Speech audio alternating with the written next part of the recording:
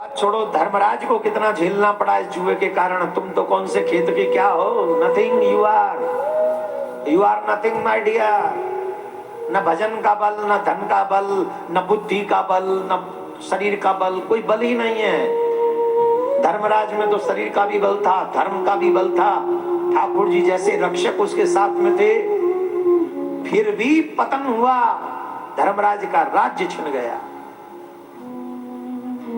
धर्मराज को अपने बच्चों से हाथ धोना पड़ा।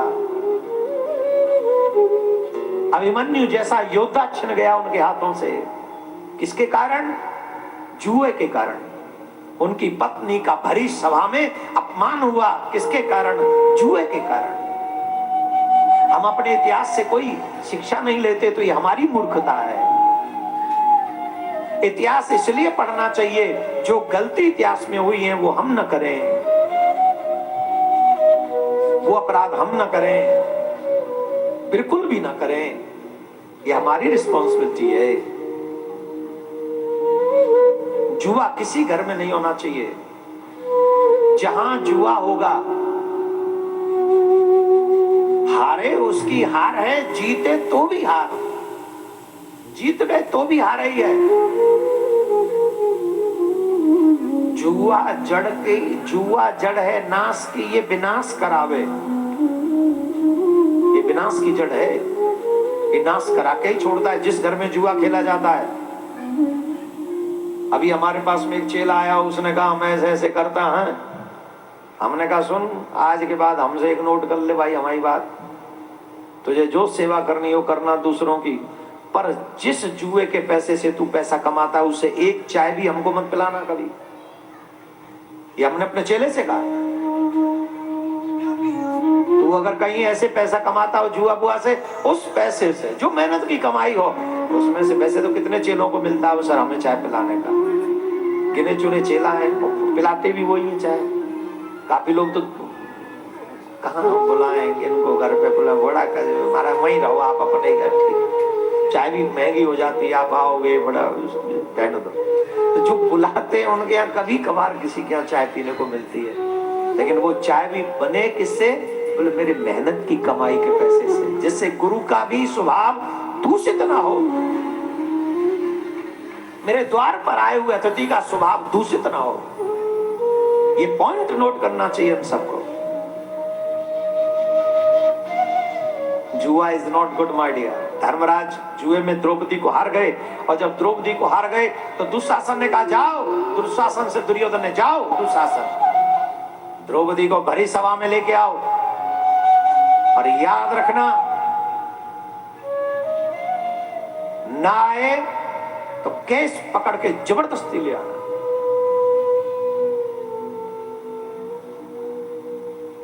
भीम गदा उठा ले, दुर्योधन कांप जाए, अर्जुन गांडीव उठा ले, पूरा सदन कांप जाए, लेकिन एक दूषित कर्म की वजह से सबके सब सर नीचे करे बैठे हैं। द्रौपदी को दुशासन केस पकड़ के खींच के लाया। लाया कि नहीं? लाया कि नहीं? बांग्लादेश में द्रौपदी के कितने केस पकड़े जा रहे हैं? पकड़े जा रहे हैं कि नहीं? पकड़े जा रहे हैं कि नहीं? और हम पितामह भीष्म की तरह चुप बैठे,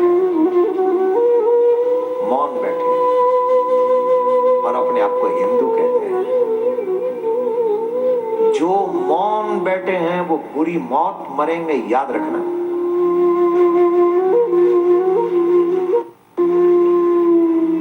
वो बुरी मौत मरेंगे जो आज उन हिंदुओं की रक्षा नहीं करना चाहते, जिन बहन बेटियों को सरेआम सड़क पे खींचा जा रहा है,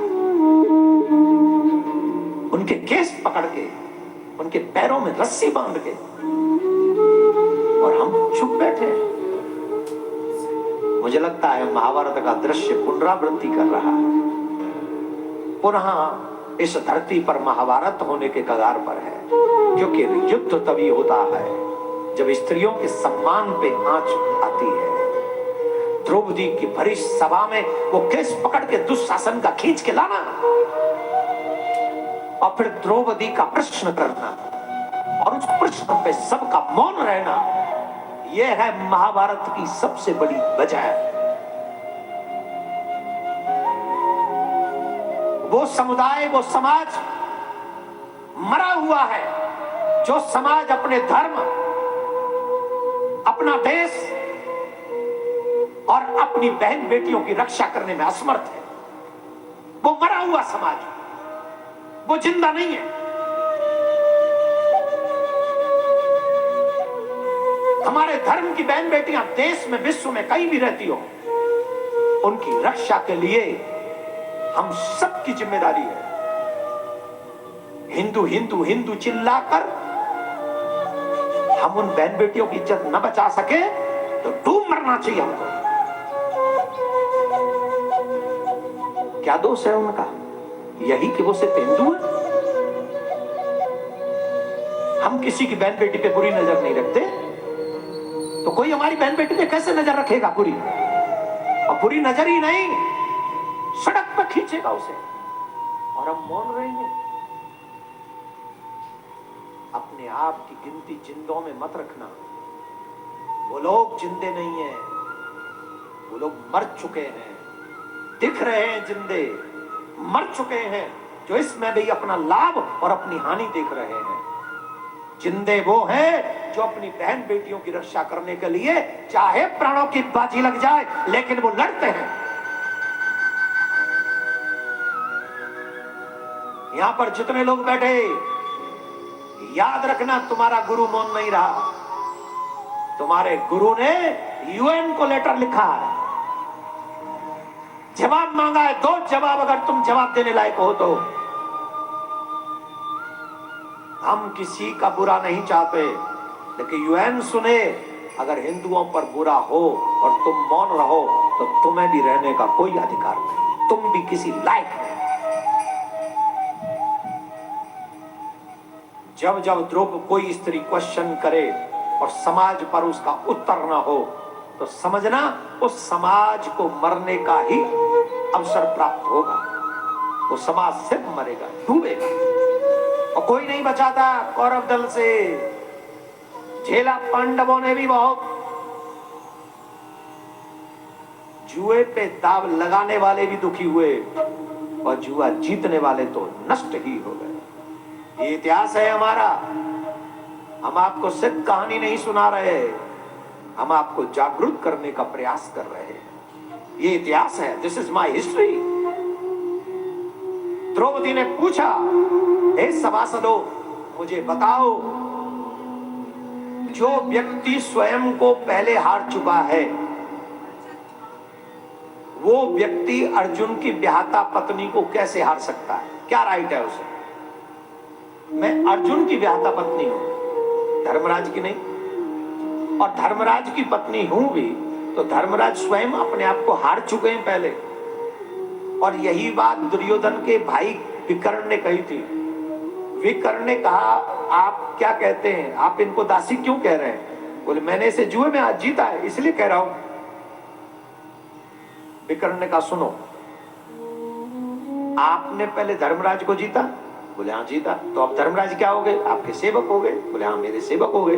अब मैं आपसे क्वेश्चन करता हूं, आपका देश का एक सेवक आपके राज्य से कहीं दूर जाए और दूसरे राजा के साथ जुआ खेले, और वो जुए में आपका राज्य हार जाए, और राजा जीता हुआ वो आपके राज्य को आके मांगे, आप वो राज्य देना चाहोगे? अरे पागल है, क्यों दूंगा?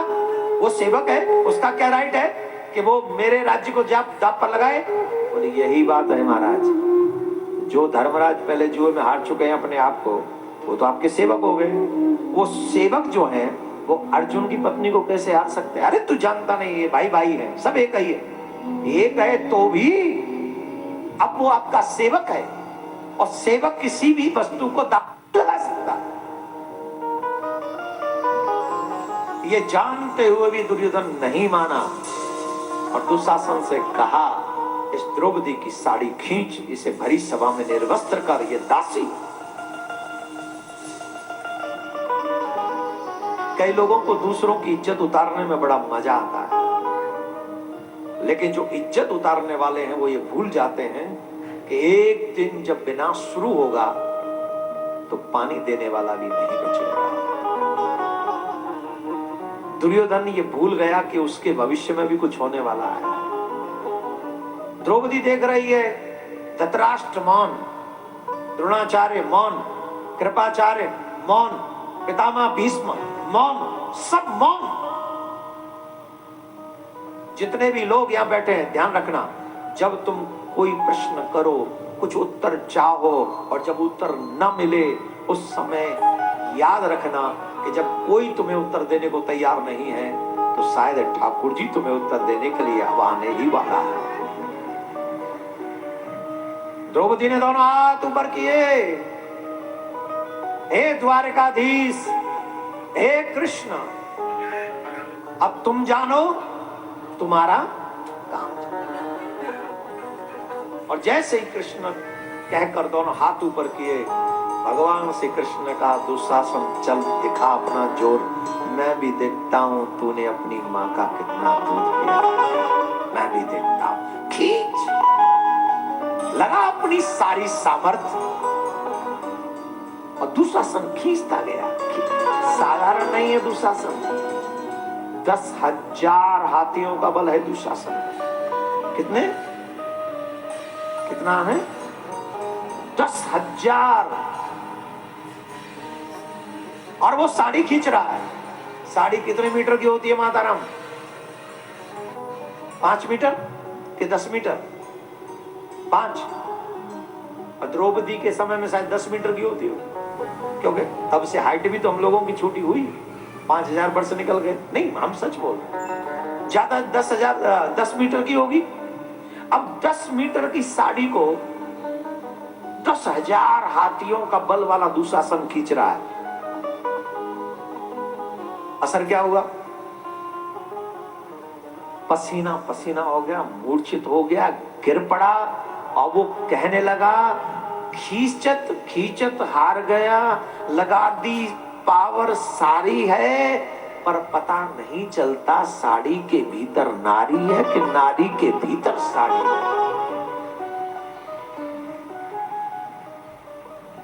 क्या हो रहा है?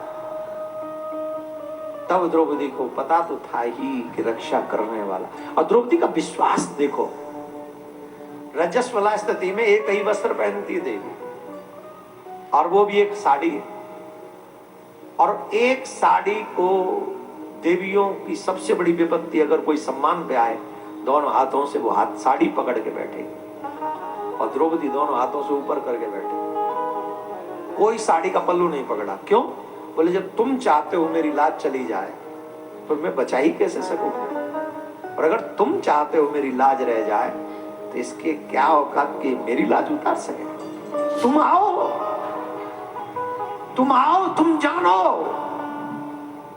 और कृष्ण आए, भरी सभा ने वो चमत्कार देखा। मैं फिर कह रहा हूं, जितने भी मेरे प्रिय श्रोतागण श्रवण कर रहे हैं, here in there and everywhere, अगर चमत्कार होगा तो सिर्फ कृष्ण ही करेंगे, कोई और चमत्कार नहीं कर सकता। अगर तुम्हें चमत्कार की आशा है तो सिर्फ अपने ठाकुर से, अपने इष्ट से चमत्कार की आशा करो, संसार से नहीं, दुनिया से नहीं, भूत प्रेतों से नहीं, पीर पैगंबर से नहीं। हमारा चमत्कार हमारा ठाकुर करेगा, प्रिया कांजू करेगा हमारे साथ। ये चमत्कार की आशा। महाभारत का युद्ध हुआ, बड़ा भयानक महाभारत का युद्ध हुआ। ध्यान से सुनना। उस पूरे महाभारत के युद्ध में जो सबसे बुरी मृत्यु प्राप्त हुई, वो पितामह भीष्म को।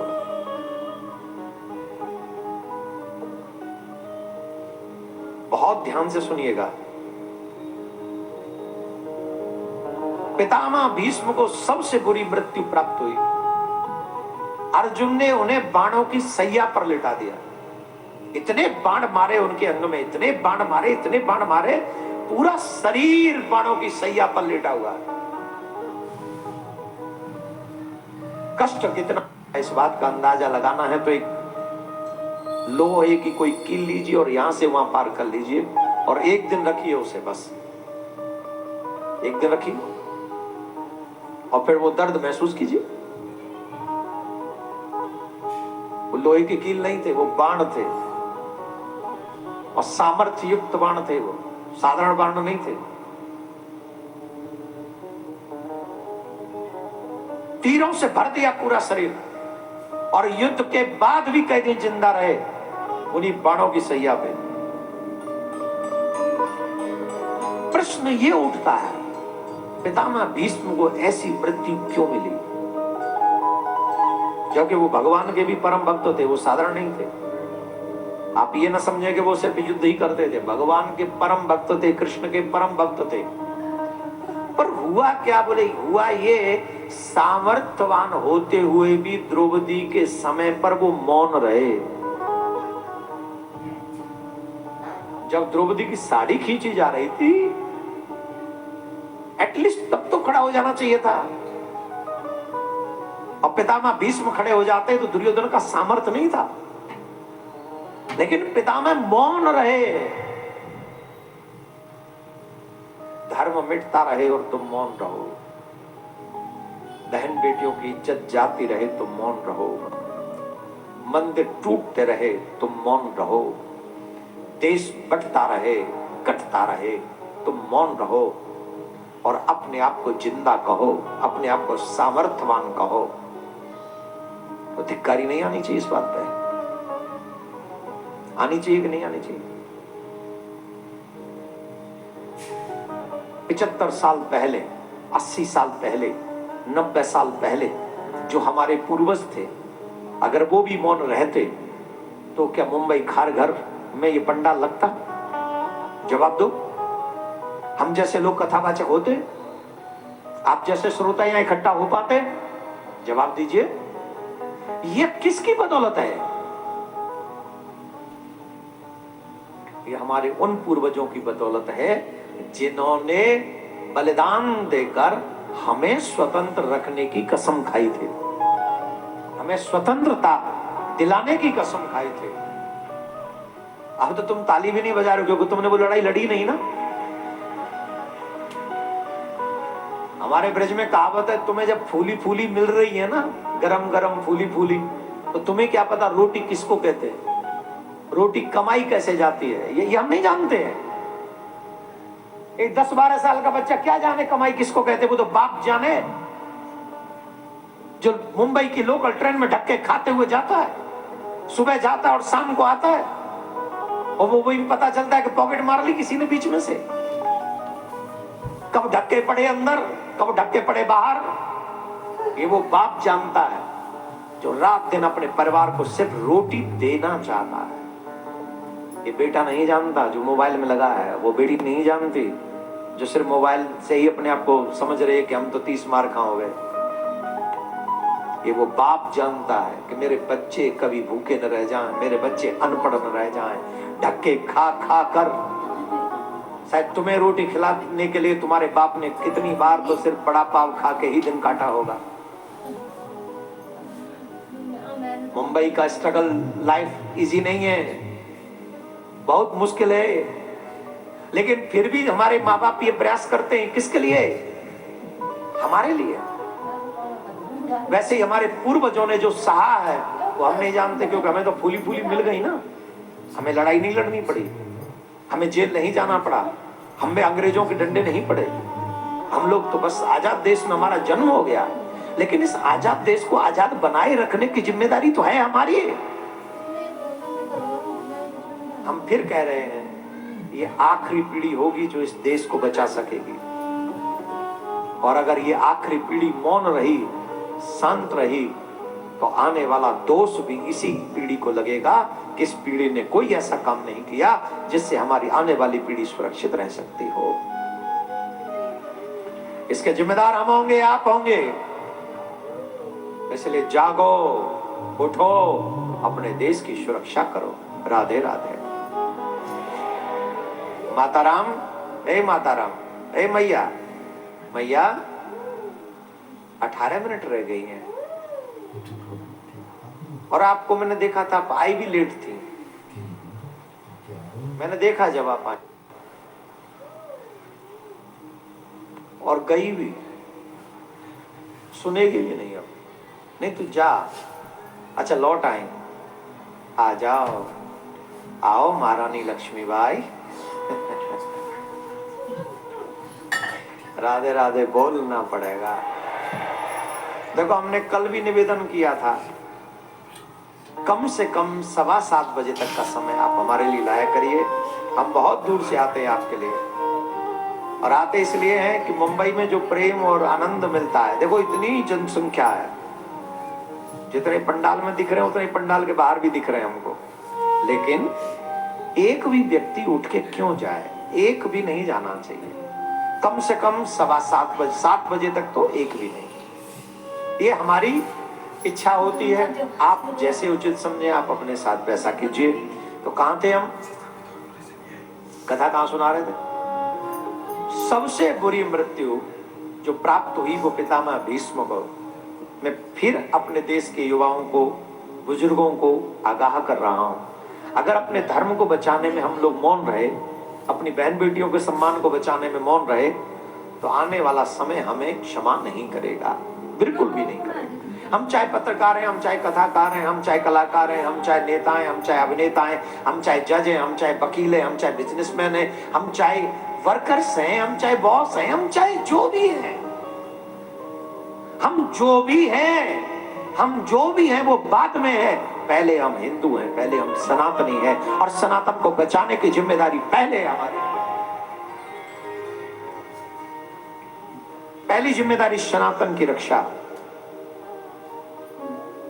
धर्म की रक्षा जो लोग करते हैं, धर्म उनकी रक्षा करता है। धर्मो रक्षति रक्षितः, ये नोट कर लो, याद कर लो, बोलो धर्मो रक्षति रक्षितः, धर्मो रक्षति रक्षितः, धर्मो रक्षति रक्षितः।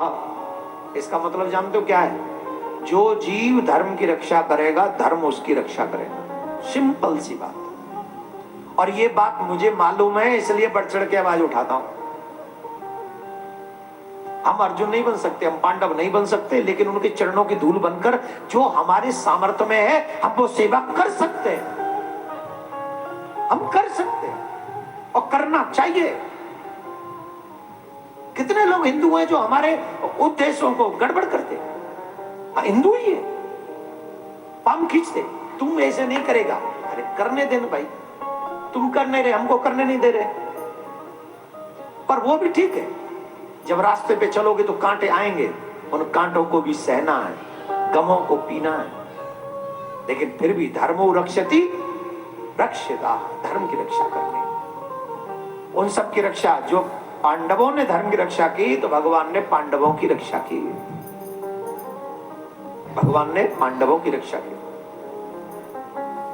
कितनी अच्छी बात हो गई। और फिर धर्मराज को राज्य दिलाया, धर्मराज को राज्य सौंपा। भगवान श्री कृष्ण धर्मराज को राज्य दिलाकर कुंती बुआ के पास में गए, परीक्षित की रक्षा की। परीक्षित की रक्षा गर्भ में की, और गर्भ में रक्षा करके अंगुष्ठ के समान रूप धारण किया। गर्भ में पहुंचे जब केकई के न देवकी के गर्भ में गए भगवान, न कौशल्या के गर्भ में गए भगवान, पर उत्तरा के गर्भ में गए भगवान। क्यों? संकट भक्त पे गर्भ में था, इसलिए एक क्षण का भी विलंब किए बगैर भगवान गर्भ में पहुंच गए। बोलो राधे राधे। अगर कोई भगवान का भक्त खारघर में है, तो क्या भगवान खारघर में नहीं आएंगे? आएंगे कि नहीं आएंगे? लेकिन खारघर के भक्त क्या करें? आस्था पे बैठ के कथा सुने। न्यू बॉम्बे के लोग क्या करें? हमारे चेले लोग क्या करें?